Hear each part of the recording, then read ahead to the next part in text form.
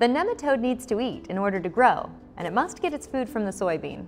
While some nematodes move through the plant eating cells as they go, the soybean cyst nematode prefers to have its food delivered. Like all plants, soybeans use photosynthesis to make nutrients in their leaves. These nutrients are delivered to all the cells in the plant, both above and below ground. Inside the root, the nematode selects a location to collect nutrients from the plant. Here we see a nematode inside of a soybean root. It is broken through a cell wall using its stylet, which is like a sharp straw, but it did not damage the cell membrane just inside the wall. The nematode won't eat this cell. Instead, it uses the stylet to deliver signal molecules.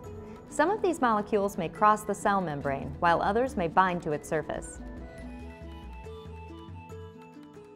Some signal molecules have the ability to change what is happening in the cell's nucleus, where most of the DNA or genes are found. The nematode signals will affect which genes are expressed. In other words, which genes are turned on and which genes are turned off. But before describing the effect of the nematode signal molecules, let's first consider what might be happening in the nucleus before any of those signals arrive. The yellow molecule moving along the DNA represents a transcription factor. This molecule is produced by the soybean plant and can turn on one or more genes. It first binds to the DNA just before the start of a gene, and then a second molecule called RNA polymerase joins and starts producing RNA from the DNA template. The transcription factor then falls off the DNA, but it may bind again later. As you can see in this model, one transcription factor can sometimes turn on multiple genes located in different parts of the DNA.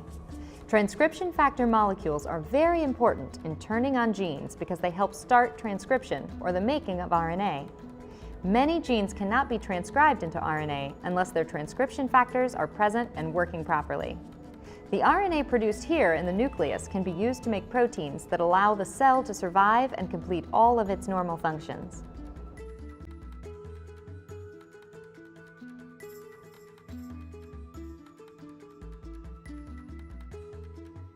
Direct your attention to the top of the animation, where another piece of DNA has just been added to the model.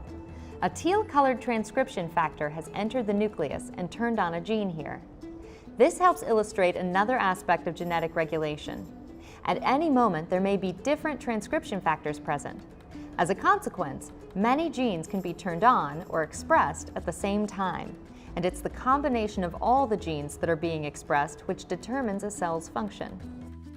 Where do all of these transcription factors come from? Some are the products of regulatory genes. A regulatory gene is responsible for controlling the expression of other genes. For example, imagine that the yellow transcription factor turned on several genes, one of which made the teal transcription factor. Then the teal transcription factor entered the nucleus and turned on the gene for the blue transcription factor. At the bottom of the screen, you can see that the blue transcription factor is responsible for turning on yet another gene.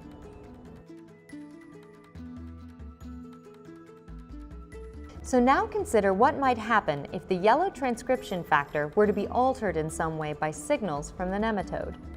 The small bright green molecule entering the animation represents a possible signal from the nematode, and here it binds to the yellow transcription factor of the plant cell. This change to the transcription factor might cause it to recognize a different starting point for transcription.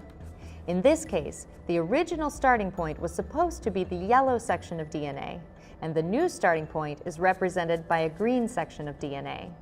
The result is an unexpected RNA molecule that will produce an unexpected protein. If this sort of change happens to a regulatory gene, then it's possible that multiple genes may be turned on or turned off by a single molecule from the nematode.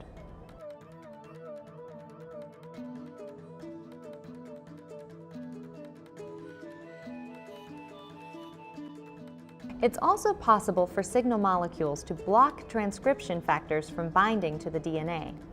In this model, we see the blue molecule from the nematode binding to the DNA. This gene is effectively silenced or turned off as long as the signal molecule is present. This is another way for the parasite to change gene expression in the soybean cell. Zooming out, we can see how these events in the nucleus are causing changes throughout the cell. We see changes in the size of the nucleus and the central vacuole. The blue color spreading throughout the cell represents the products from the new combination of genes that are now being expressed in the nucleus. The appearance and the function of the cell is altered. Notice that the cell wall even begins to break down. This cell, which was genetically reprogrammed by the nematode, now appears to induce the same changes in its neighbors by sending out its own chemical signals. The signals alter the gene expression of the neighboring cells, and this genetic reprogramming moves in a wave-like fashion until hundreds of cells eventually fuse into one structure with many nuclei. This is called the syncytium, and it serves to provide food for the growing nematode. The nematode has successfully altered these soybean root cells so that they now deliver the nutrients from the leaves, where photosynthesis takes place, directly to the nematode.